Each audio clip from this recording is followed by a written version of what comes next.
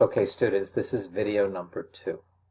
So, now that I gave you the 10,000-foot overview of a thesis, let's talk about some logistics and concrete steps.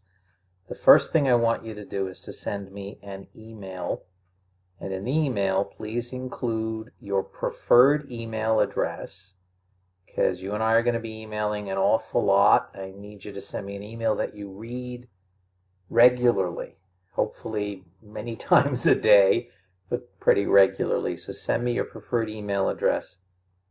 The second thing is send me a phone number where I can reach you. We will pre-schedule any phone calls. I won't be calling you out of the blue, and you won't be calling me out of the blue. We'll always use email to schedule a time, but we will have some phone calls. Depends on your thesis process. It could be 1, it could be 10. But it's good for me to have that on file if you don't mind. Just makes it easier when we schedule a time if I know what number to call you at. And in the email, put a third thing. Tell me what your emphasis area is in our department. Are you in ABA, IO, General, or Addictions? So your phone number, your preferred email address, and your emphasis area or concentration area in our department. Send me an email with that information, please. And my email address is ecumella, that's ECUMELLA, at purdueglobal.edu. Thank you. Okay, now in my welcome announcement, in your classroom, in my welcome email, and in your thesis manual, doesn't matter which one you go to, you will find information about 2 online classes that you need to take during week 1 of your thesis class. This is the work in week 1. It's to take these 2 online classes. One of them is the NIH class. This is a free class available to anybody in the world. It's put out by the National Institutes of Health, part of the United States government. And it's all about human subject protections. So click on that link, register, take the class. It takes about 3 hours, and then you will get a certificate from the NIH class. You've got to save that certificate. Save it as a PDF on your computer and print it out. Email it to yourself, because if you don't have that certificate, the IRB will never look at your work. You won't need that certificate now. You'll need it in about 2 semesters. So save it, because you will need it. It's your admission ticket to the IRB. If you don't save it, you try to go back and get it at a later time from that NIH website, a lot of times it just isn't there. They forgot that you ever existed. So when you take the class, you've got to save the certificate, or you might have to take the class all over again. That's why I'm emphasizing this. Right? Now, even though you don't need the certificate till the end, you do need the knowledge. That knowledge has to be in your head as you're writing your thesis, because everything you do in your thesis has to be ethical. So you've got to take an ethics class in order for your work to be ethical. Now, yeah, you took an ethics class here at PG, but this class is very specific to research and protecting human subjects, your research participants. So it goes in more depth on that topic than the research class you took at PG. That's what this is about. There's a second ethics class that you also have to take, and this is offered only at PG. All right, you should have been enrolled in this class. It's called PD, like Paul, Dog, 523, PD 523.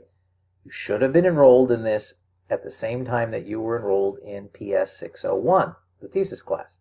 If for some reason you were not, please email your student advisor right now and ask them to enroll you in PD 523.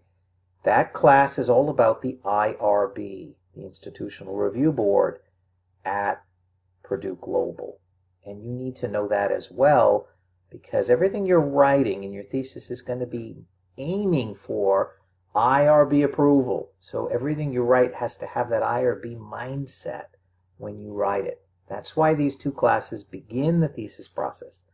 So first there's the NIH class available on the World Wide Web to anybody, and then there's PD 523 that should show up in your list of classes at Purdue Global, right?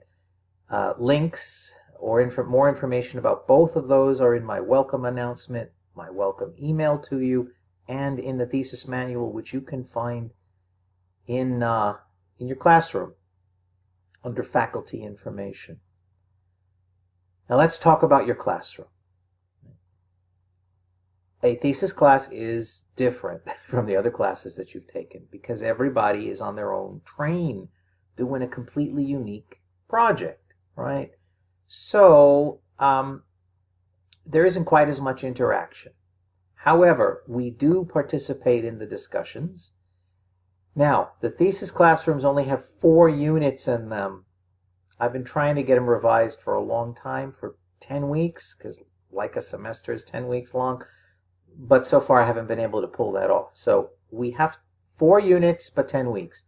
So I'm going to send you an email every week telling you which unit's discussion board you should go to find that week's discussion. So in a thesis class, the units are not the same as weeks, all right? So look for my email. It'll come to you every Wednesday, the first day of, the new PG week, telling you where to look for that week's discussion. And the discussions, they're not graded, but you are expected to participate in them, sharing what you're doing with your classmates, helping each other out, encouraging each other through difficult times. It's community building. It's there to provide us the support that we all need to get through a difficult project where you will encounter various obstacles, right? We need each other in this. So that's why we have these discussion boards.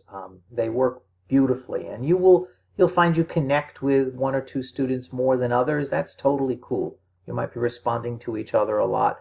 I want that to happen. I want these sort of little support networks to form so that nobody feels alone in the thesis process. Right? So you will participate in discussions, but right now there are no seminars. I'm working on that. When we get the new seminar platform, which is coming at PG, we will have seminars, but for your class, your first class, there will be no seminars. The other thing is you will not use the drop boxes. I repeat, you will not be using the drop boxes in your class. Your work is going to be done in Google Documents, and I will send you by email your personal Google Documents. You'll have 1 document for your thesis proposal. When that's done, there'll be a second document for your thesis itself, and you'll do all your work then in that thesis document. It's a Google document, so you have to access it online, and only you and I and your thesis committee will have the link and permissions to get into it. But we use Google Documents because, like I said in my previous video, this is a team effort. It's a village. There are going to be a lot of people working on your thesis along with you, and we all need ready access to it at all hours of the day and night because we're all virtual, we're all working strange hours. So everything is in a Google Doc, and Google Docs don't get put into drop boxes in classrooms. You can't do that. So we don't use the drop boxes. Now, one other thing that you need to know, right? Because you will not finish all the work in PS 601 by the end of PS 601, just about all of you are going to be taking PS 601A.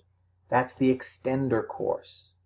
What this means is that you are going to get an incomplete in PS 601. And that when we get to the end of PS 601A, at the second semester, I will go back and change your incomplete to a real grade.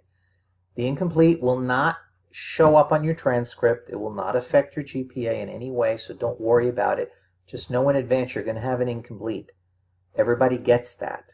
And then probably you'll get an incomplete in PS 602, and it'll be fixed at the end of PS 602A. Right? Now, the other thing is, assuming you play ball, I mean, if you do all the edits that are asked of you by me and the committees, your thesis is going to be perfect when it's done, so you're going to get an A in all your classes. So don't worry about grades. The process is designed to produce 100% and an A. Just about everybody gets an A, unless you have to, stop working on your thesis without finishing it, and then you'll get a prorated grade, a lesser grade. If you finish your thesis, you're going to get an A in everything. So don't worry about grades. That should not be your focus. Your focus should be on producing the highest quality work that you can, along with your research team. Okay. So those are the main things I wanted you to know. Summary again, please send me an email telling me your preferred phone number, your preferred email address, and your concentration area in our program. And then this week, make sure you take the Purdue Global class called PD 523, and you find the link to that NIH class online, and you take that, saving your certificate for the future.